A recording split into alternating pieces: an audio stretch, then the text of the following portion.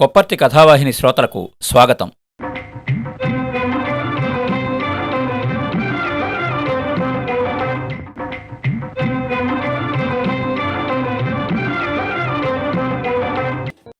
శ్రీరామాయణం. మంధర. అయోధ్యానగరం సందడిగా ఉంది. ఎటు చూసినా ఉత్సవ సౌరంభం నెలకొని ఉంది. అందరి ముఖాలు ఆనందంతో వెలిగిపోతున్నాయి. రఘువంశ మూలపురుషుడు సూర్యభగవానుడు నూతన కాంతులు ప్రసరిస్తున్నాడు. మరునాడు రామచంద్రునికి యువరాజ పట్టాభిషేకం. మంధర కైకేయికి ఆంతరంగిక పరిచారిక, పైగా అరణంగా తన పుట్టింటి నుంచి వచ్చిన మనిషి. రామ పట్టాభిషేకం మాట వినగానే మంధర కైక మందిరానికి పరుగు పరుగున చేరింది. ఒక పక్కన కొంపలు తగలబడుతుంటే నిశ్చింతగా నిద్రపోతున్నావా తల్లి అని బావురుమంది. మంధర ముఖం కందగడ్డలా ఉంది. కళ్ల వెంట రోషబాష్పాలు రాలుతున్నాయి. కైకకి ఏమీ బోధపడలేదు. సంగతేమిటో చెప్పి ఏడవమంది. ఇంకేం జరగాలి? నీ సుఖమే నా భాగ్యంగా బతికేదాన్ని. తెల్లవారితే రాముడు అయోధ్యకు రాజు కాబోతున్నాడు. ఆఘమేఘాల మీద మహారాజు ఏర్పాట్లు చేయిస్తున్నాడు. ముహూర్తం కూడా ఆయనే స్వయంగా పెట్టారట. ఆ మాటలు వినగానే కైక నిలువెల్లా సంతోషంతో పొంగిపోయింది. మంధర, పొద్దుటే ఇంతటి చల్లని కబురు చెప్పినందుకు నిన్ను ఎలా సంతోషపెట్టాలో తెలియడం లేదు అంటూ మెడలోంచి మంచి ముత్యాల సరం తీసి ఇవ్వబోయింది. మంధర దానిని విసిరికొట్టింది. రాముడు సింహాసనం ఎక్కితే భరతుడి గతి ఏమిటో ఆలోచించమంది. రాజమాతకు లోబడి జీవితం వెళ్లబుచ్చాలని చెప్పింది. నాకు రాముడైనా భరతుడైనా ఒకటే. రాముడంటేనే ఎక్కువ ప్రాణం అంది కైక. మంధర పూనకం వచ్చిందానిలా గోడుగోడున రోదిస్తూ బోధిస్తూ కైకను రెచ్చగొడుతోంది. పరమశత్రువైన కౌసల్య రాజమాత అవుతుంది. లక్ష్మణుడు ఎప్పుడూ రాముడి నీడలోనే ఉంటాడు. రాజ్యం విషయంలో భరతుడు ఒక్కడే రాముడికి శత్రువు. అందుకే ఒక పథకం ప్రకారం నీ కొడుకుని దూరంగా పంపి హడావిడిగా ఈ పట్టాభిషేకం పూర్తి చేస్తున్నారు. మిగిలిన వారంతా ఒక్కటి, నువ్వు నీ కొడుకు మాత్రమే వేరు. పిచ్చితల్లి, నీకు అభంశుభం తెలియదు. రేపు రాముడు అభిషిక్తుడైతే రాజ్యపాలన కౌసల్య వహిస్తుంది. ఇక నువ్వు నేను సమానంగా బతుకులేడ్చాలి అని దీర్ఘంగా నిట్టూర్చింది మంధర. కైక ఏమాత్రం చలించలేదు. రాముడు, నా రాముడు ధర్మగుణ సంపన్నుడు, సత్యవ్రతుడు, నిర్మల మనస్కుడు, పెద్దవాడు. సింహాసనం అధిష్ఠించడం సూర్యవంశంలో వస్తున్న ఆచారం. కౌసల్య, సీత నన్ను గౌరవంగా చూసుకుంటారు.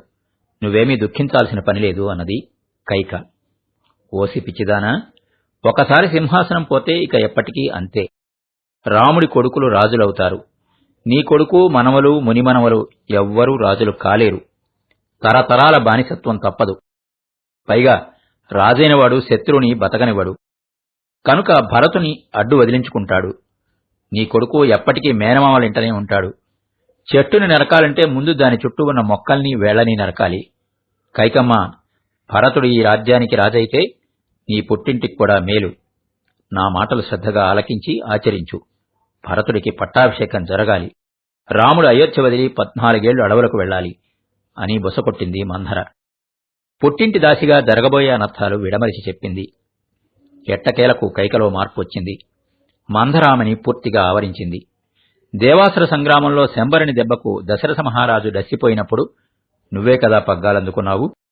అప్పుడు నీకు భర్త 2 వరాలిచ్చాడు. జ్ఞాపకం ఉందా? 14 ఏళ్ల వనవాసకాలంలో నీ కొడుకు భరతుడు ప్రజాహృదయాలలో రాజుగా స్థిరపడతాడు. అందుకని ఈ 2 వరాలను సద్వినియోగం చేసుకో.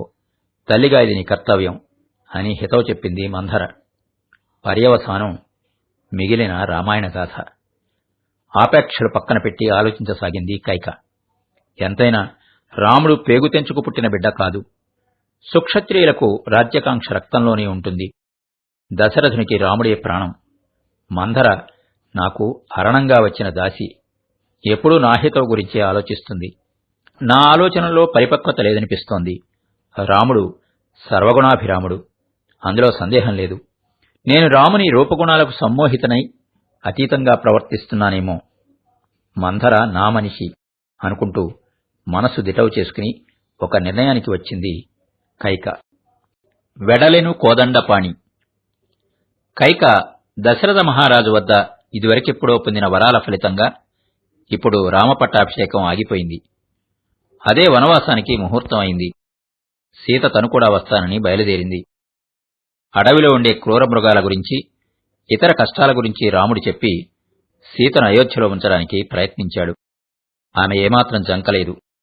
రఘువంశవీరుడా, నీవు పక్కన ఉండగా నాకు వేటి గురించిన భయమూ లేదు.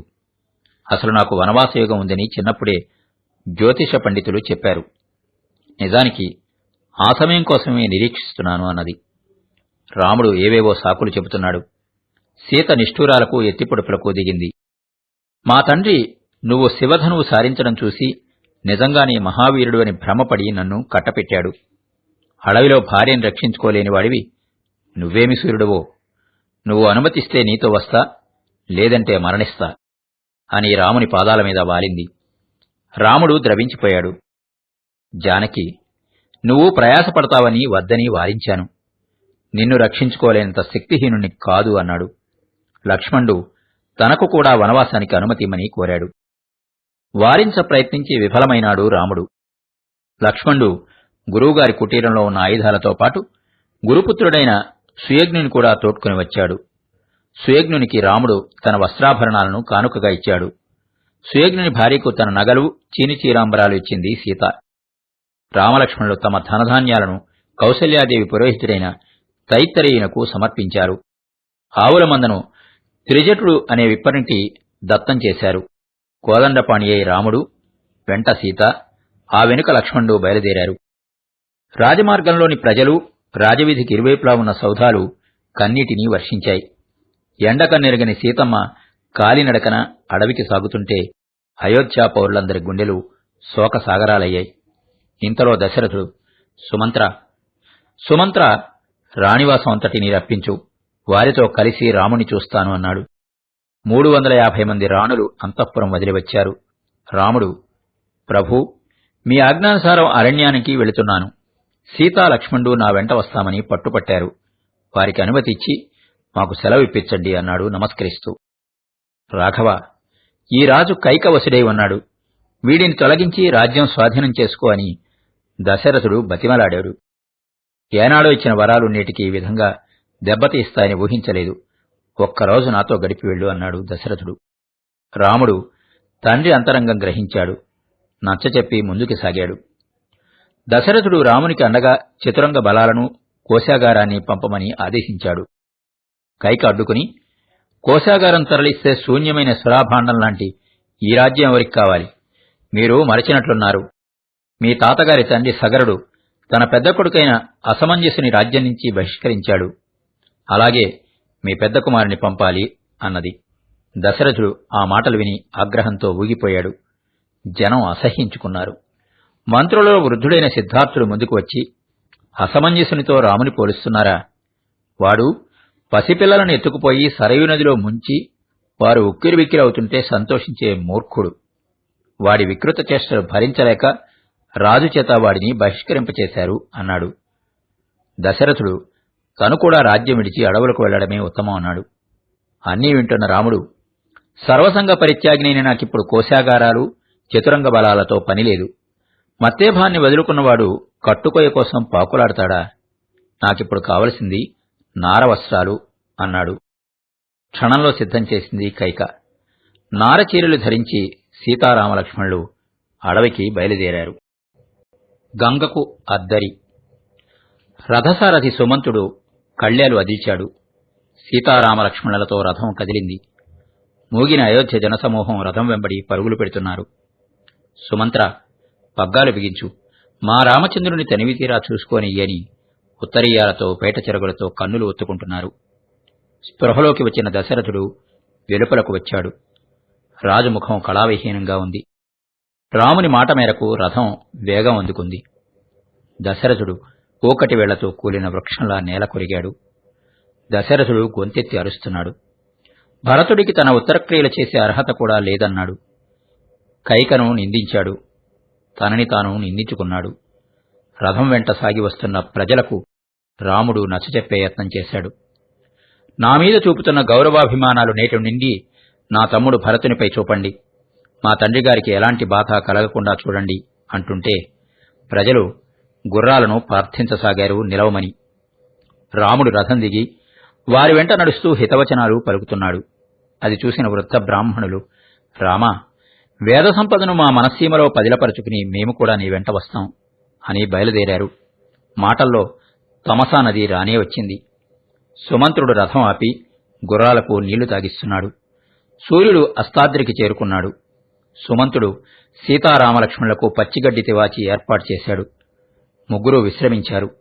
కొంచెం దూరంగా వారిని వదలకుండా వచ్చిన అయోధ్య పురజనులు సేద తీరారు. సుమంత్రుడు, లక్ష్మణుడు మాత్రం రాముని గుణగణాలను చెప్పుకుంటూ మేల్కొని ఉన్నారు. రాముడు వారి వద్దకు వచ్చి, ఈ జనం నిద్రలో ఉండగానే మనం నదిని దాటాలి అన్నాడు. సుమంత్రుడు గుట్టుచప్పుడు కాకుండా రథం సిద్ధం చేశాడు. ముగ్గురు రథంపై కొంచెం ముందుకు వెళ్లి తమసా నది దాటారు. తెల్లవారి పౌరులు లేచి చూసి సీతారాముల జాడ కానక తమను తమ నిద్రను నిందించుకున్నారు. సీతారామ లక్ష్మణులు ఆ రాత్రి చాలా దూరం ప్రయాణం చేసి కోసల దేశపు సరిహద్దు వెంట సాగారు. ఈ సంగతి ఎలా పాకిందో పరిసర ప్రాంతాల ప్రజలు తండోపతండాలుగా వచ్చి రాముని స్తుతిస్తూ దశరథుణ్ణి నిందిస్తుంటే వారిని వారించాడు. వేదశృతి, గోమతి, శాంతికా నదులను దాటి ముందుకు కదిలారు. రథం గంగానదీ తీరాన వెళుతోంది. తీర ప్రాంతమంతా మహావృక్షాలతో, వాటిని అల్లుకున్న లతలతో, మహర్షుల ఆశ్రమాలతో, నీటి చలమలతో కనువిందు చేస్తోంది. చిరుగాలికి కదిలే గంగా తరంగాలు శ్రవణానందాన్ని కలిగిస్తున్నాయి. దరిని తాకి నురుగుని చిమ్ముతున్న గంగ విలాసంగా నవ్వుతున్నట్టుంది. ఆ రాత్రి గంగా తీరంలో విశ్రమించారు. ఈ వార్త తెలిసి ఆ ప్రాంతపు రాజు గుహుడు స్వాగత మర్యాదలు పలకడానికి వచ్చాడు. కానుకలు తెచ్చాడు. రాముడు బాల్యమిత్రుడైన గుహుని గాఢాలింగనం చేసుకుని, సఖుడా, ఇప్పుడు కానుకలు తీసుకోకూడదు అంటూ వనవాస దీక్ష సంగతి వివరించాడు. సీతారాములకు తుంగగడ్డితో శయ్య ఏర్పాటు చేయించాడు గుహుడు. లక్ష్మణుడు వారికి రక్షణగా ఉన్నారు. తూర్పుకొండ మీద వెలుగులు నిండాయి. కోకిల ఉత్సాహంగా పాడింది. నెమలి క్రేంకారం గంగా అలలపై ప్రతిధ్వనించింది. సీతారాములు నిద్రలేచి తరువాతి మజిలీకి సంసిద్ధులైనారు. అందంగా అలంకరించిన నావను గుహుడు ఆ రేవుకి రప్పించాడు. సీతారామలక్ష్మణులు నావ దగ్గరకు చేరారు. సుమంత్రుడు రాముని ఆజ్ఞ కోసం నిలబడ్డాడు. సుమంత్ర, రాజధానికి వెళ్లి మహారాజు రక్షణ భారం వహించు. ఇక మేము కాలినడకనే వనవాసం సాగిస్తాము అన్నాడు. అయోధ్యకు వెళ్లనని, వనవాసం పూర్తి చేసుకుని వచ్చేదాకా అడవిలో ఉండిపోతానని మంకుపట్టు పట్టాడు సుమంత్రుడు. సుమంత్ర, నువ్వు తిరిగి వెళ్లకపోతే కైకమ్మకు నమ్మకం కుదరదు. భరత పట్టాభిషేకం జరగదు. కనుక నువ్వు వెళ్లక తప్పదు అన్నాడు. సుమంత్రుడు తల ఒగ్గాడు. గుహుని నావకత్వంలో ప్రవాహాన్ని చీల్చుకుంటూ సీతారామలక్ష్మణులతో అద్దరికి సాగింది నావ. భరత ప్రతిజ్ఞ. సీతారామలక్ష్మణులు లేని రథం సుమంత్రుని సారథ్యంలో అయోధ్య చేరింది. అయోధ్యావాసులంతా మా రాముడేడని నిలదీశారు. సుమంత్రుడు తలదించుకుని చెమ్మగిలిన నయనాలతో కోటలో అడుగుపెట్టాడు. శోకతప్తుడే జీవోత్సవంలా ఉన్న దశరథునికి అభివాదం చేశాడు. కొద్దిగా తేరుకుని, సుమంత్ర, ఏమి జరిగిందో నా రాముడు ఏమన్నాడో సవిస్తరంగా చెప్పు అన్నాడు మహారాజు. ప్రభు, ముందుగా మీ పాదాలకు అభివాదాలు అందించి అంతఃపుర స్త్రీల క్షేమము, తన తల్లి క్షేమము అడిగినట్లు చెప్పమన్నాడు. భరతుని రాజుగా అంగీకరించి ఆయన శ్రేయస్సు కాంక్షించమని తన తల్లికి విన్నవించమన్నాడు. భరతునికి 2 మాటలు చెప్పమన్నాడు. ఇక్ష్వాకువంశ మర్యాదలను పాటిస్తూ తండ్రిని, మాతృమూర్తులను సముచితంగా గౌరవించుకోమన్నాడు. లక్ష్మణుడు కోపంతో కోడెత్రాచులా బుసలు కొడుతున్నాడు. జానకీదేవి కన్నీరు విడవడం తప్ప మరేమీ మాట్లాడలేదు. రాముడు సీతాలక్ష్మణ సహితంగా భరద్వాజాశ్రమం చేరినట్లు మాత్రం తెలుసుకున్నాను అని వివరించాడు సుమంత్రుడు. ఇంకా రాముడు లేని రాజ్యంలో ప్రకృతి సైతం కళావిహీనంగా ఉందన్నాడు. పక్షులు సైతం కిలకిలారావాలు చేయక మౌనముద్ర ధరించాయన్నాడు. అయోధ్యలో ప్రతి ఇల్లు శోకగృహంలా ఉందన్నాడు. సుమంత్రుని మాటలు వింటూనే దశరథుడు రోదిస్తూ మూర్ఛిల్లాడు. హంసతూలికా తల్పాల మీద మంగళగీతాలు వింటూ నిద్రించి వైతాళిక గానాలతో మేల్కొలవలసిన సీతారాములు సింహ వ్యాఘ్ర గర్జనల మధ్య గడుపవలసి వచ్చింది. నా రాముడు నరశార్దూలం, తన రాజ్యం తనే సంపాదించుకోగలడు. కౌసల్యాదేవి నిష్ఠుర వాక్యాలు భవనంలో ప్రతిధ్వనిస్తున్నాయి. దశరథుడు, మహారాణి, ఇప్పటికే నా గుండె అవిసిపోయి ఉంది. మళ్లీ శూలాల వంటి నీ మాటలతో హింసించకు అని వేడుకున్నాడు. అందుకు కౌసల్య భర్తను ఊరడించి తన తప్పును మన్నించమని వేడుకుంది. దశరథుడు కొంచెం తేరుకున్నాడు. రాత్రి బాగా పొద్దుపోయింది. కౌసల్యని దగ్గరగా కూర్చుండబెట్టుకుని, కోసల రాజపుత్రి, మనం చేసిన మంచి చెడ్డల కర్మఫలం మనం అనుభవించక తప్పదు. మామిడి చెట్టు నరికి మోదుగ చెట్టు నాటి దాని పువ్వులు చూసి మురిసిపోతూ పళ్ళు కూడా అలాగే ఉంటాయనుకోవడం మూర్ఖత్వం. చాలా రోజుల క్రితం సరయూ నదీ తీరానికి వేటకు వెళ్లాను. నేను శబ్దవేది నేర్చుకున్న కొత్త రోజులు అని ప్రారంభించి శ్రవణకుమారుని పొరపాటున చంపటం, అతని తల్లిదండ్రులు శపించడం ఆ గాథ వివరించాడు. ఆ శాపహోన ఇలా నన్ను వెన్నాడుతోంది. కైకా కులపాతకి అని అరుస్తూ దశరథుడు ప్రాణం వదిలాడు. అయోధ్య శోకసముద్రమైంది. కొడుకులెవరూ దగ్గరలేనందున దశరథుని భౌతిక కాయాన్ని తైలద్రోణంలో భద్రపరిచారు. కోసల రాజ్య మంత్రాంగంలో ప్రముఖులైన మార్కండేయ, మౌద్గల్య, వాసుదేవ, కశ్యప, కాత్యాయన, జాబాలి, గౌతములు, విజయాసుమంత్రులు వశిష్ఠుల వారితో ఇతర హితాభిలాషులతో సమాలోచన జరిపారు. వశిష్ఠుడు సింహాసనంపై రాజు లేకుండా ఒకరోజు గడిచింది. అర్హుడైన జ్యేష్ఠుడు అడవులలో ఉన్నాడు. లక్ష్మణుడు అక్కడే ఉన్నాడు. భరత శత్రుఘ్నులు మాతామహుల ఇంట ఉన్నారు. సింహాసనం ఒక్క క్షణం కూడా ఖాళీగా ఉండరాదు అని అన్నారు. విజయ, జయంత, అశోక, సిద్ధార్థులను కేకయ దేశానికి వెళ్లి భరత శత్రుఘ్నులను తీసుకురమ్మన్నారు. మహారాజు మరణవార్తగాని మరే వార్తగాని అక్కడ తెలియరాదు. యథావిధిగా అక్కడి వారికి కానుకలు తీసుకువెళ్లండి అని ఆజ్ఞాపించారు. ప్రలంబ ప్రాంతం మీదుగా మాలినీ నదిని దాటి 5వ రోజుకి కేకయ రాజధాని గిరివ్రజం చేరారు. భరతునికి ఏదో సందేహం వచ్చింది. మునిపే దుస్వప్నాలు వస్తున్నాయి. కాని దూతలు ఏమీ చెప్పకుండా వెంటనే భరత శత్రుఘ్నులతో బయలుదేరారు. 7 రోజులు ప్రయాణించి అయోధ్య చేరారు. నగరంలోకి వస్తూనే వారు సంగతి పసికట్టారు. అంతా కళావిహీనంగా ఉంది. రాజభవనం చేరారు. మహారాజు జాడలేదు. భరతుడు కైక మందిరానికి వెళ్లాడు. ఆమె కుమార్ని కౌగిలించుకుని పుట్టింటి సంగతులు పేరుపేరున అడిగింది. భరతుడు జరిగినదంతా తెలుసుకున్నాడు. తల్లిని దుర్భాషలాడాడు. సర్వజన ప్రియుడైన మా అన్నగారిని అడవి నుంచి రప్పించి సింహాసనం ఎక్కిస్తాను. ఆయన రానంటే అన్న పాదసేవలోని జీవితం గడుపుతాను అని భరతుడు ప్రతిజ్ఞ చేశాడు. తండ్రిగారి అంత్యక్రియలు పూర్తి చేశాడు. తర్వాత అన్నగారిని ఒప్పించి తీసుకురావడానికి నిశ్చయించుకున్నాడు భరతుడు. తన నిర్ణయాన్ని వశిష్ఠుల వారికి తెలిపి అనుమతి తీసుకున్నాడు. సతీ అనసూయ. రాముడు సీతాలక్ష్మణ సహితంగా చిత్రకూటంలో ఉన్నాడు. భరత శత్రుఘ్నులు మందీమార్బలంతో అన్నగారిని వెతుక్కుంటూ వచ్చారు. భరతుడు, నేను నీ తమ్ముణ్ణి మాత్రమే కాదు, దాసుడను, శిష్యుడను, నీ పాదాలకు మొక్కి అర్థిస్తున్నాను. వచ్చి అయోధ్యను పాలించు అని వేడుకున్నాడు. తమ్ముడు, ఇక్ష్వాకువంశీయులు రాజ్యాకాంక్షతో నియమభంగం చేసుకుంటారా? తల్లిదండ్రుల మాట జవదాటరాదు అన్నాడు రాముడు. తండ్రి మరణవార్త విని శోకించాడు. మందాకినీ నదీ తీరానికి వెళ్లి తండ్రికి రామలక్ష్మణులు తర్పణాలు విడిచారు. ఎందరు ఎన్ని విధాల వేడినా రాముడు వనవాస దీక్ష వదిలే ప్రసక్తి లేదన్నాడు. అరణ్యవాసం కాగానే వచ్చి భరతుడితో కలిసి రాజ్యం పాలిస్తాను. అంతవరకు భరతుడే రాజు తన తుది నిర్ణయాన్ని ప్రకటించాడు రామభద్రుడు. భరతునికి రాజనీతి బోధించాడు. ఆగ్రహం మనసులో పెట్టుకుని తల్లి పట్ల అనుచితంగా ప్రవర్తించకు అని ప్రత్యేకించి చెప్పాడు. భరతుడు అన్నగారి మాటలను శిరసావహిస్తానని తలూపాడు. రాముని పాదుకలు ముందు పెట్టి, అన్నా, ఇవే ఈ 14 ఏళ్లు రాజ్యాన్ని పాలిస్తాయి. నేను జటావల్కలాలు ధరించి వాటిని పూజిస్తాను అన్నాడు సవినయంగా భరతుడు. అన్నగారి అనుజ్ఞ లభించింది. 14 ఏళ్లు సమాప్తి కాగానే మరునాటి ఉదయమే నీ దర్శనం కాకపోతే అగ్నిప్రవేశం చేస్తాను. ఇది నా ప్రతిజ్ఞ అని అందరికీ నమస్కరించి వెనుదిరిగాడు భరతుడు. రాజధానిలో అడుగుపెట్టిన భరతుడు మరింత కుంగిపోయాడు. తండ్రి గతించాడు. అన్నలు లేరు. ఈ శూన్యాన్ని భరించలేను. మనశ్శాంతి కోసం నేను నందిగ్రామంలో ఉంటానని అక్కడకు చేరాడు భరతుడు. వనవాస దీక్షాపరులు మందాకిని స్నానం చేస్తూ చిత్రకూటం మీద విహరిస్తూ కాలం గడుపుతున్నారు. అక్కడి మునులలో ఏదో సంకోచం, భయం. దానిని పసిగట్టి రాముడు వారి కులపతిని దర్శించాడు. మహర్షి, మీ వారంతా మమ్మల్ని చూసి ఎందుకో వెరపు పడుతున్నారు.